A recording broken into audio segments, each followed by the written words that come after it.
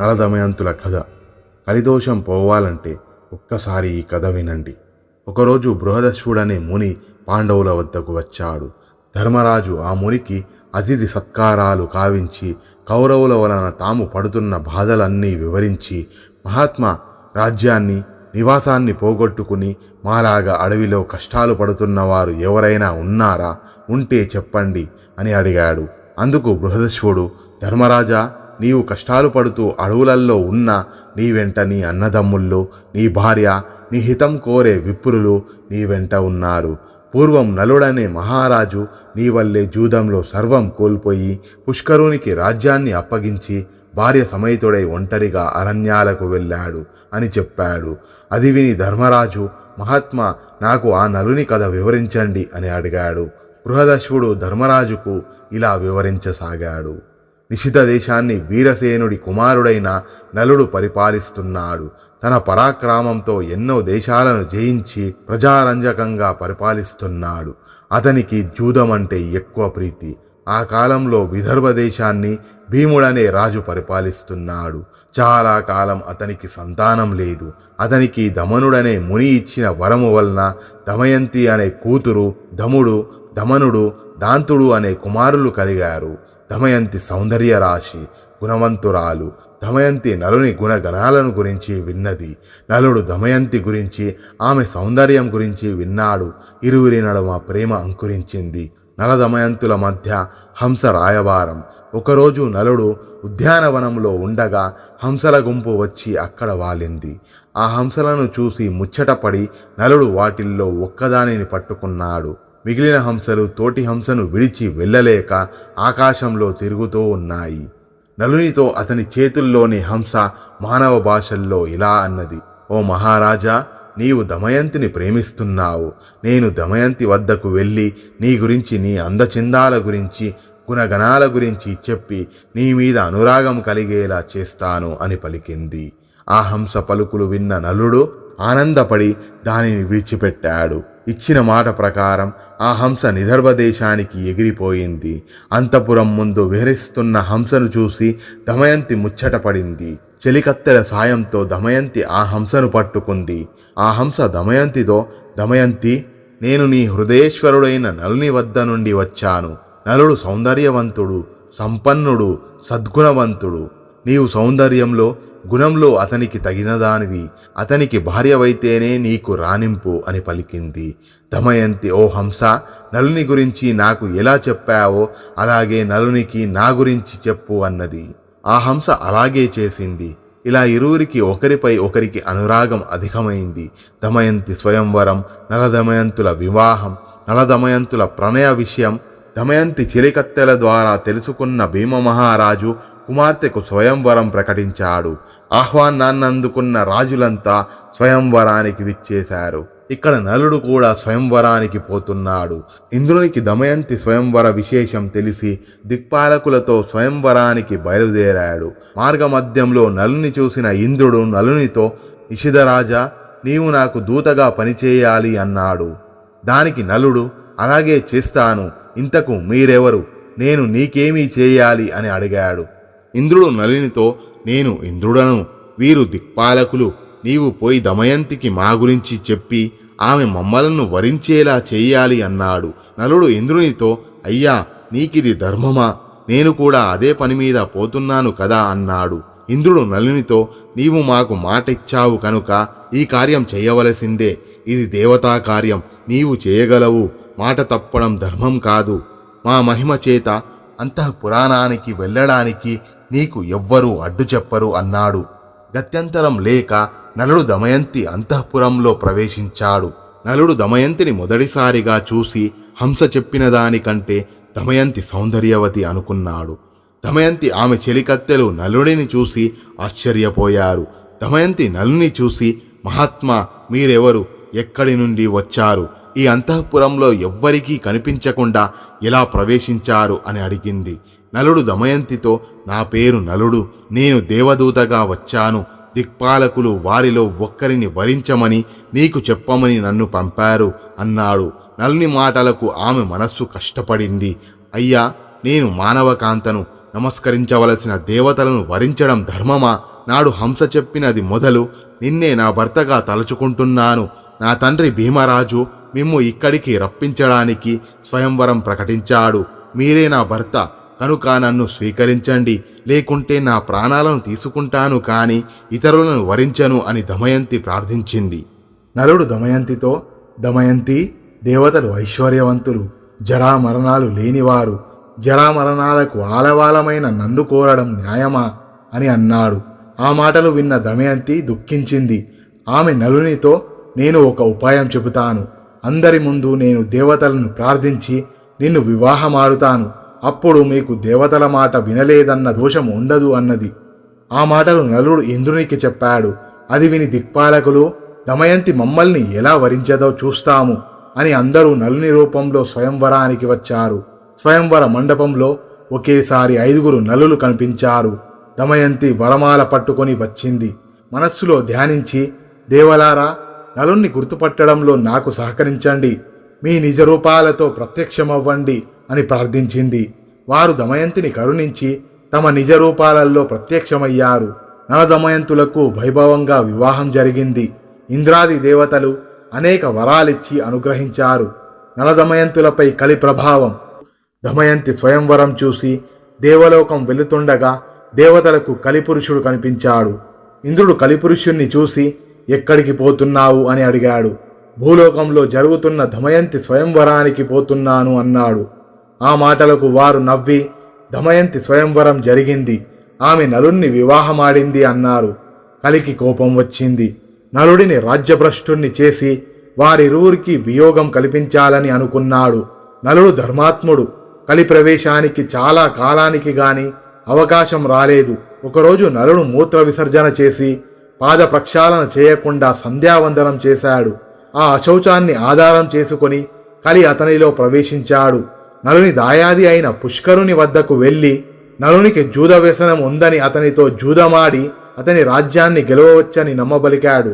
బ్రాహ్మణ వేషంలో పుష్కరునితో నలుని వద్దకు వెళ్ళి జూదానికి ఆహ్వానించాడు. జూదానికి పిలిస్తే పోకపోవడం ధర్మం కాదని నలుడు జూదమాడడానికి అంగీకరించాడు. జూదం మొదలైంది. నలుడు తన రాజ్యాన్ని, సంపదలను వరుసగా పోగొట్టుకుంటున్నాడు. అయినా ఆడటం మానక సమస్తం పోయే వరకు ఆడాడు. దమయంతి దుఃఖించింది. ఓడే కొద్ది గెలవాలనే పంతం పెరుగుతోంది, ఏమీ చేయలేము అని సరిపెట్టుకుంది. పుష్కరుడు గెలవటం, నలుడు ఓడటం తథ్యమని గ్రహించిన దమయంతి తన కుమార్తె ఇంద్రను, కుమారుడు ఇంద్రసేనను సారథిగా తోడిచ్చి విదర్భలో ఉన్న తండ్రి వద్దకు పంపింది. నలుడు తన రాజ్యాన్ని కోల్పోయి నగరం వెలుపల 3 రోజులున్నాడు. జూదంలో సర్వం పోగొట్టుకున్న నలుని చూడడానికి ఎవ్వరూ రాలేదు. ఆకలికి తట్టుకోలేకపోయాడు. ఆకాశంలో ఎగురుతున్న పక్షులను పట్టడానికి తన పైవస్త్రాన్ని వాటి మీద విసిరాడు. ఆ పక్షులు ఆ వస్త్రంతో సహా ఎగిరిపోయాయి. నలుడు ఖేదపడి తన భార్య కొంగును పైవస్త్రంగా కప్పుకున్నాడు. ఆ దుస్థితికి తట్టుకోలేని నలుడు, దమయంతి, ఇక్కడ 4 మార్గాలున్నాయి. ఇది నీ పుట్టిల్లు, విదర్భ దేశానికి పోయే దారి. ఇది దక్షిణ దేశానికి పోయే మార్గం. ఇది కోసల దేశానికి పోయే మార్గం. ఇది ఉజ్జయినికి పోయే మార్గం. వీటిల్లో మనకు అనుకూలమైన మార్గమేదో చెప్పు. నీవు అడవులలో కష్టాలు పడలేవు. నీ తండ్రి ఇంటికి వెళ్ళి సుఖంగా ఉండు. అవును నాథా, మనం విదర్భకు వెళ్ళి సుఖంగా ఉంటాము అని చెప్పింది. నలుడు దమయంతి, మహారాజుగా విదర్భలో తిరిగిన వాడిని రాజ్యభ్రష్టునిగా ఎలా రాగలను చెప్పు. అన్ని రోగాల కన్నా పెద్ద రోగం దుఃఖం. అందుకు భార్య పక్కన ఉండటం పరమౌషధం. అందుకని నీవు పక్కన ఉంటే ఎన్ని కష్టాలైనా సుఖాలుగానే ఉంటాయి అన్నాడు నలుడు. దమయంతి, నిజమే, అందుకనే నన్ను ఎప్పుడూ మీ వెంట ఉండటానికి అనుమతించండి అన్నది. అందుకు నలుడు అంగీకరించాడు. నలదమయంతుల వియోగం. ఒకరోజు అడవిలో నలుని తోడమీద తలపెట్టుకొని దమయంతి నిద్రపోతూ ఉంది. ఆమెను చూసి నలుడు, ఈ సుకుమారి నాతో అడవులల్లో కష్టాలు పడుతోంది. నా వెంట ఉండటమే ఈమె కష్టాలకు కారణం. నేను లేకపోతే ఈమె పుట్టింటికి వెళ్ళి సుఖపడుతోంది అని తన మనసులో అనుకొని తాను ధరించిన చీర భాగాన్ని చింపి పైన వేసుకొని ఆమెను వదలలేక విడిచి వెళ్ళాడు. నిద్రలేచిన దమయంతి భర్త లేకపోవడం చూసి దుఃఖించింది. భర్తను తలచుకుంటూ అడవిలో తిరుగుతున్న దమయంతిని ఒక కొండ చిలువ పట్టుకుంది. భయంతో దమయంతి కేకలు వేసింది. ఆ కేకలు విని ఒక కిరాతకుడు తన కత్తితో ఆ కొండ చిలువను చంపి దమయంతిని రక్షించాడు. ఆ కిరాతకుడు దమయంతి గురించి తెలుసుకున్నాడు. ఆమె నిస్సహాయతను తెలుసుకొని ఆమెను తాకబోవగా దమయంతి అతనిని భస్మం చేసింది. భర్తను తలుచుకుంటూ అడవిలో దారి తెన్ను లేకుండా ప్రయాణిస్తూ ఉండగా ఆమెకు ఒక మునిపల్లె కనబడింది. అక్కడ ఆమె మునిశ్రేష్ఠులను చూసింది. మునులు దమయంతిని చూసి, అమ్మా నీవెవరు, ఒంటరిగా ఎందుకు తిరుగుతున్నావు అని అడిగారు.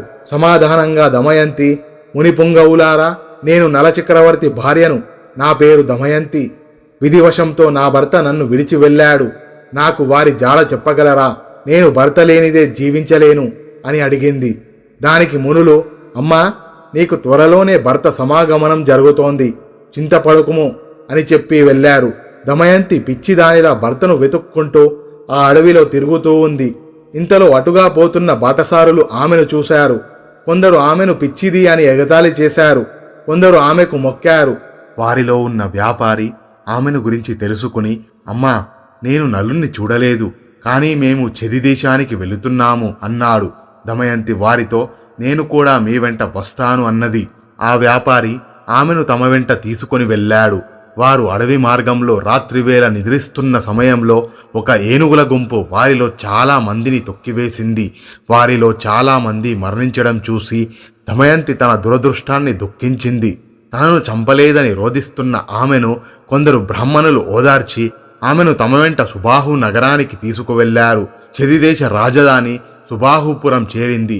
ఒళ్లంతా దుమ్ముతో వీధుల్లో వెళుతున్న దమయంతిని రాజమాత చూసి దాసీలను పంపి దమయంతిని అంతఃపురానికి పిలిపించింది. అమ్మా నిన్ను చూస్తుంటే రాచకల ఉట్టిపడుతోంది, నీవెవరు అని అడిగింది. దమయంతి, అమ్మా నా భర్త జూదంలో రాజ్యం పోగొట్టుకున్నాడు, నన్ను అడవిలో ఒంటరిగా విడిచి వెళ్ళాడు, అతనిని వెతుకుతూ తిరుగుతున్నాను అని చెప్పింది. రాజమాత, అమ్మా ఇక నుండి నువ్వు నా దగ్గర సైరంధ్రిగా ఉండు, నీకు ఏ లోటు రాకుండా నేను చూస్తాను, నీ భర్తను వెతికిస్తాను అని చెప్పింది. దమయంతి అందుకు అంగీకరించింది. అలాగే ఉంటాను, కాని నేను సైరంధ్రిగా ఎవ్వరి ఎంగిలి తినను, పరులకు కాళ్ళు పట్టను, పరపురుషులతో మాట్లాడను, కేవలం నా భర్తను వెతుకుతూ వెళ్లే బ్రాహ్మణులతో మాత్రం మాట్లాడుతాను అని చెప్పింది. దానికి రాజమాత అంగీకరించి తన కుమార్తె సునంద వద్దకు పంపింది. దమయంతి అక్కడే ఉండిపోయింది. నలుడు వికృత రూపుడగుట. దమయంతిని వదిలి వెళ్లిన నలుడు అడవిలో ప్రయాణిస్తుండగా అడవి అంతటా దవనాలం వ్యాపించింది. ఆ మంటల మధ్య నుండి రక్షించండి రక్షించండి అన్న అర్ధనాదం వినిపించింది. ఆ అర్ధనాదం విని నలుడు అగ్నికిలల నడుమ ఉన్న నాగకుమారుణ్ణి రక్షించాడు. ఆ పాము నలుణ్ణి కాటువేసింది.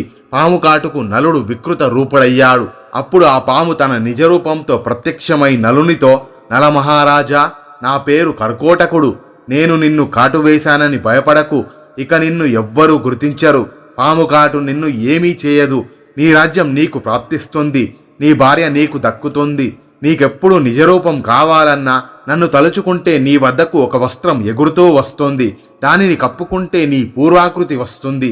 నీకు మరొక్క విషయం చెబుతాను, ఇక్కడికి దగ్గరలో ఇక్ష్వాకు వంశస్థుడైన ఋతుపర్ణుని రాజ్యం ఉంది, నీవు అక్కడికి వెళ్ళు, బహుకుడనే పేరుతో అతని వద్ద రాజసారథిగా చేరు, నీవు అతనికి అశ్వహృదయం అనే విద్యను ఇచ్చి అతని నుండి అక్షహృదయం అనే విద్యను గ్రహించు అని చెప్పి కర్కోటకుడు వెళ్ళాడు. నలుడు ఋతుపర్ణుని వద్దకు సారథిగా చేరాడు. అలాగే వంటశాలలో చేరి రుచికరమైన వంటలు వండి పెట్టసాగాడు. నలునికి జీవలుడు సహాయకుడిగా ఉన్నాడు. ఎక్కడ ఉన్నా నలుడు ఎప్పుడు దమయంతిని తలచి దుఃఖిస్తూ ఉండేవాడు.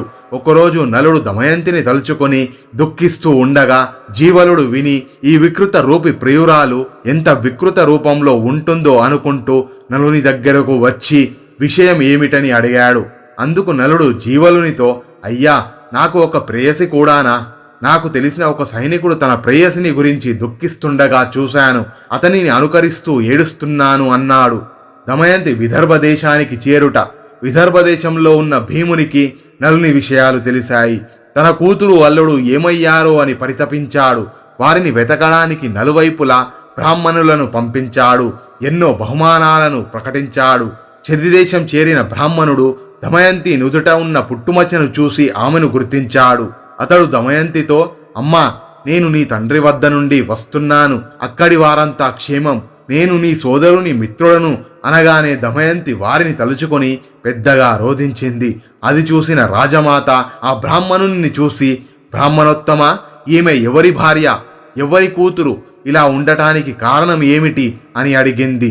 అందుకు అతడు, అమ్మా, ఈమె విదర్భరాజు కుమార్తె, నలచక్రవర్తి భార్య. ఈమె పేరు దమయంతి. అతడు విధవశాత్తు రాజ్యాన్ని పోగొట్టుకుని అడవుల పాలయ్యాడు. భీముని ఆజ్ఞపై ఈమెను వెతుకుతూ ఇక్కడికి వచ్చి ఈమెను గుర్తించాను అన్నాడు. అది విని దమయంతిని కౌగిలించుకున్న రాజమాత, దమయంతి, నీవు కూడా పుత్రికా సమానురాలివి. నేను నీ తల్లి దశర్ణరాజు కుమార్తెలము. నీ తల్లి విదర్భరాజును వివాహమాడింది, నేను వీరబాహును వివాహమాడాను అన్నది. అందుకు అందరూ ఆనందపడ్డారు. దమయంతి బ్రాహ్మణునితో పుట్టింటికి ప్రయాణమయ్యింది. దమయంతికి ద్వితీయ స్వయంవరం ప్రకటించుట. రాజసౌధంలో ఉన్న దమయంతి భర్త వియోగంతో బాధపడుతూనే ఉంది. ఆమె తన తండ్రితో, నా భర్తను తక్షణం వెతికించండి, ఆయన లేకుండా నేను బ్రతకలేను అన్నది. భీముడు వెంటనే బ్రాహ్మణులను పిలిచి నలుణ్ణి వెతకమని చెప్పాడు. వారితో దమయంతి ఇలా చెప్పింది, నా భర్త ఇప్పుడు రాజ్యభ్రష్టుడు కనుక మారువేషంలో ఉంటాడు. మీరు వెళ్ళిన రాజ్యసభలలో ఈ విధంగా ప్రకటించండి, నీవు సత్యసంధుడవు, కానీ నీ సతిని వంచావు. ఆమె సగం వస్త్రం ధరించి వెళ్ళావు. అలా చేయడం ధర్మమా?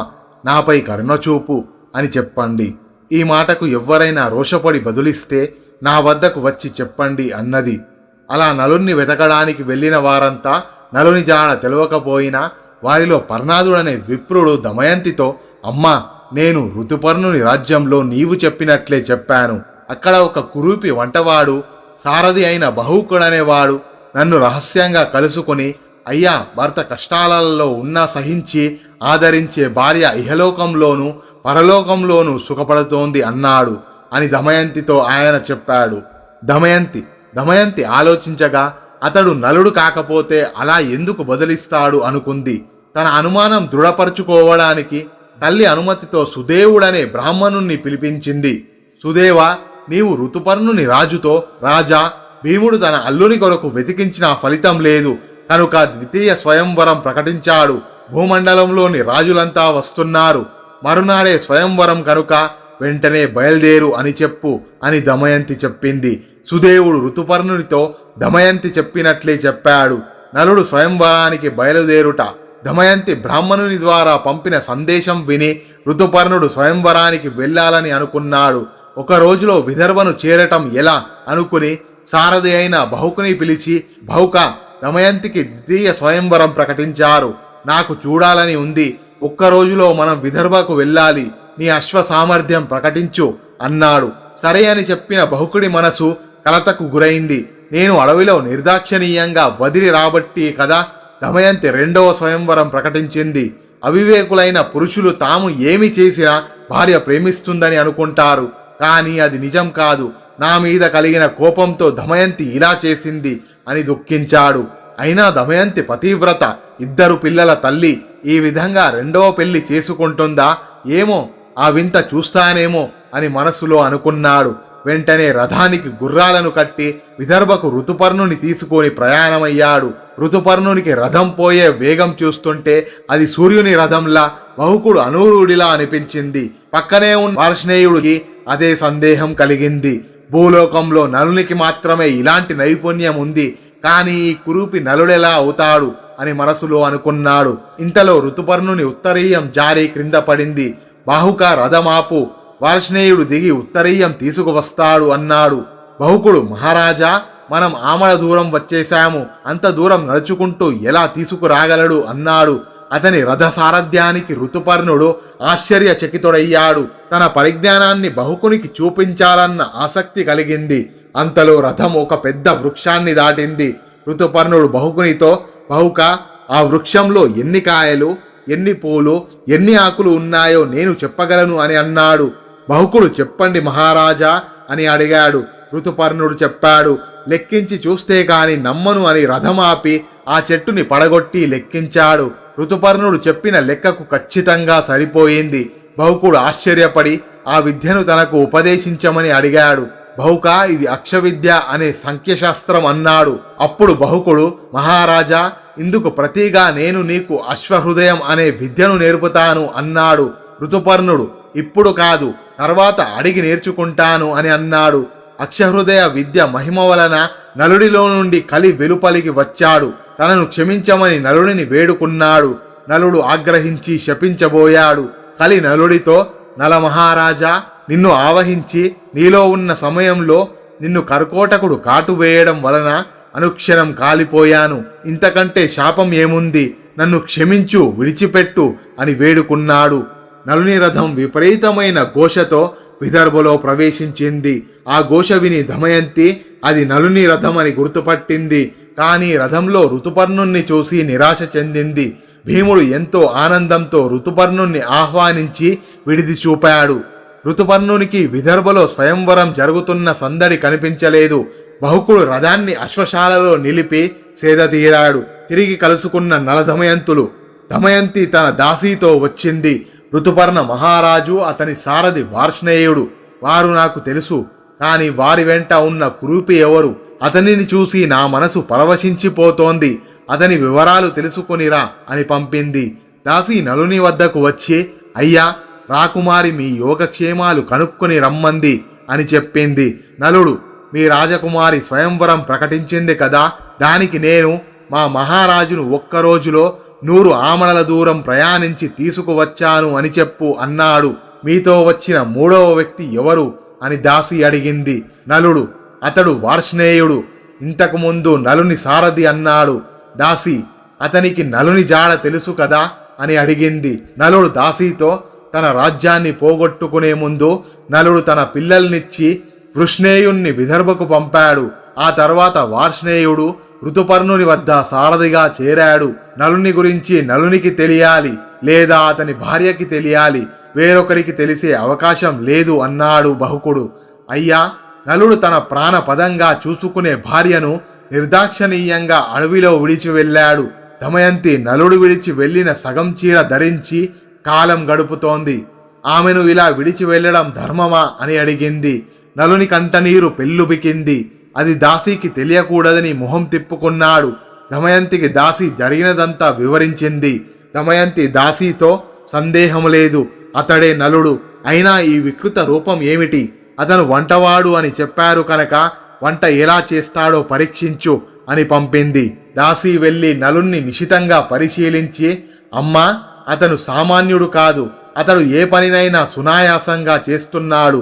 అతడు గడ్డిని వదిలేస్తే మంటలు వస్తున్నాయి. వంట పూర్తయ్యే వరకు అలానే మండుతున్నాయి. వంటలు అద్భుతంగా ఉన్నాయి అని దమయంతికి చెప్పింది. దమయంతి నలుడు వండిన వంటలు తెప్పించి రుచి చూసి, సందేహం లేదు, ఇవి నలుని వంటలే అని గ్రహించి దాసీతో తన పిల్లలను నలుని వద్దకు పంపింది. నలుడు వారిని చూసి చలించి ఎత్తుకుని ముద్దాడాడు. దాసీతో, అమ్మా, ఏమీ అనుకోవద్దు. వీరిని చూస్తే నా బిడ్డలు గుర్తుకు వచ్చారు. అందుకే అలా చేశాను. ఇక నువ్వు నా వద్దకు రావద్దు. ఎవరైనా చూస్తే ఏదైనా అనుకుంటారు. అయినా మేము విదేశాల నుండి వచ్చిన అతిథులము. మాతో నీకేం పని అన్నాడు. ఇది విని దమయంతి సంతోషపడి తన తల్లి వద్దకు వెళ్ళి, ఋతుపర్ణుని సారథిగా వచ్చిన కురూపి బహుకుడే నలుడు. అమ్మా, అతను ఇక్కడకు వస్తాడా? నేను అక్కడకు వెళ్ళాలా? నువ్వే నిర్ణయించు అని అడిగింది. భీమరాజు అనుమతితో ఆమె బహుకుడిని దమయంతి వద్దకు రప్పించింది. దమయంతి నలుణ్ణి చూసి, అయ్యా, నిస్సహాయంగా ఉన్న నన్ను నా భర్త నలమహారాజు నట్టడవిలో నిర్దాక్షణీయంగా వదిలి వెళ్ళాడు. అలా సంతానవతినైనా నన్ను విడిచిపెట్టడం ధర్మమా? అలా చేయడానికి నేనేమి అపకారం చేశాను? అగ్నిసాక్షిగా విడువను అని నాకు ప్రమాణం చేసిన భర్త అలా చేయవచ్చా అని దుఃఖించింది. నలుడు, సాధ్వి, ఆ సమయంలో నన్ను కలి ఆవహించి ఉన్నాడు. అందువలన నేను అలా చేశాను. జూదంలో సర్వం పోగొట్టుకుని బాధలు పడుతున్న నేను, నాతో పాటు బాధలు పడుతున్న నీ బాధను సహించలేక నిన్ను విడిచి వెళ్ళాను. అలా చేస్తే నువ్వైనా నీ తండ్రి ఇంటికి వెళ్ళి సుఖంగా ఉంటావని అలా చేశాను. నీపై అనురాగంతో మిమ్మల్ని చూడటానికి నేను ఇక్కడికి వచ్చాను. మరొక భర్త కోసం స్వయంవరం ప్రకటించడం కులస్త్రీలకు తగునా? అలా ఎందుకు చేశావు? అందుకే కదా ఋతుపర్ణుడు వచ్చాడు. ఇది ధర్మమా అని దమయంతిని అడిగాడు. దమయంతి, నాథా, నేను మీకోసం గాలిస్తూ పంపిన విప్రులలో అయోధ్యకు వెళ్ళిన విప్రుడు మిమ్ములను గుర్తించాడు. మిమ్ములని రప్పించుటకే ఇలా చేశాను. మీరు కాక ఇంకెవరు 100 యోజముల దూరము ఒక్క రోజులో ప్రయాణించగలరు? నాలో ఎటువంటి పాపపు తలపు లేదు అని మీ పాదములు అంటి నమస్కరించి ప్రమాణం చేస్తున్నాను అని దమయంతి నలుని పాదాలకు నమస్కరించింది. వెంటనే ఆకాశం నుండి వాయుదేవుడు, నలచక్రవర్తి ఈమె పవిత్రురాలు, పతివ్రత, నేను, సూర్యుడు, చంద్రుడు ఈమె సౌశీల్యం కాపాడుతున్నాము అని పలికాడు. నలుడు కర్కోటకుణ్ణి స్మరించాడు. వెంటనే ఒక వస్త్రం వచ్చింది. అది ధరించగానే నలునికి ఇంద్ర తేజస్సుతో సమానమైన మనోహరమైన పూర్వరూపం వచ్చింది. దమయంతిని పరిగ్రహించాడు. నలుడు విదర్భలో 1 మాసం ఉండి తన రాజధానికి వెళ్లి పుష్కరుణ్ణి కలిశాడు. నలుడు పుష్కరునితో, పుష్కర, జూదమాడటం నీకు ప్రియం కాదు. నేను నా భార్య దమయంతిని ఫనంగా పెడుతాను. నీవు నీ సర్వస్వం పెట్టి నాతో ఆడుతావా, లేదా నాతో యుద్ధం చేయి. ఎవ్వరు గెలిస్తే వారిదే రాజ్యం. నీకేది ఇష్టమో నిర్ణయించుకో అన్నాడు. పుష్కరుడు జూదప్రియుడు. పైగా ఒక్కసారి జూదమాడి గెలిచాడు కనుక అతడు నలునితో నేను జూదమే ఆడుతాను అన్నాడు. నలుడు పుష్కరునితో జూదమాడి రాజ్యాన్ని గెలుచుకున్నాడు. పుష్కరునితో, పుష్కర, నేను ఇదివరకు నీతో జూదమాడినప్పుడు నన్ను కలి ఆవహించి ఉన్నాడు కనుక ఓడిపోయాను. నీ బలం వలన కాదు, నీవు నా పినతండ్రి కుమారుడివి కనుక నిన్ను ఏమీ చేయను, వెళ్ళు అని చెప్పి పంపాడు. ఫలశ్రుతి, ఈ నలుడి గాథ శ్రద్ధతో వినేవారు, సమావేశాలలో చదివి వినిపించేవారు కలి వలన సంభవించే దోషాల నుండి విముక్తి చెందగలరు. సర్వ పుణ్యకార్యాలు చేసినప్పుడు లభించే పుణ్య ఫలితాలు నలోపాఖ్యానం విన్నవారికి, వినిపించిన వారికి కూడా లభిస్తాయి. అటువంటి వారికి బహుపుత్ర లాభం, పౌత్ర వృద్ధి, ఆయురారోగ్య ధన సంపత్తులు, విషప్రయోగం నుండి బాధలు, చెడు విషయాలలోని లంపటత్వం వారిని అంటవు. వారు ధర్మాత్ములు కాగలరు. కరకోటకస్య నాగస్య దమయంత్యా నలస్యాచ ఋతుపర్ణశ్చ రాజర్షే కీర్తనం కలీనాశనం. కర్కోటకుడనే నాగుడిని, దమయంతిని, పుణ్యశ్లోకుడైన నలుడిని, రుజుచరిత్రుడైన ఋతుపర్ణుడిని ధ్యానించి కీర్తించి కలిభయాలు తొలగించగలవు. స్వస్తి. మరో వీడియోలో మళ్ళీ కలుద్దాం. అంతవరకు సెలవు.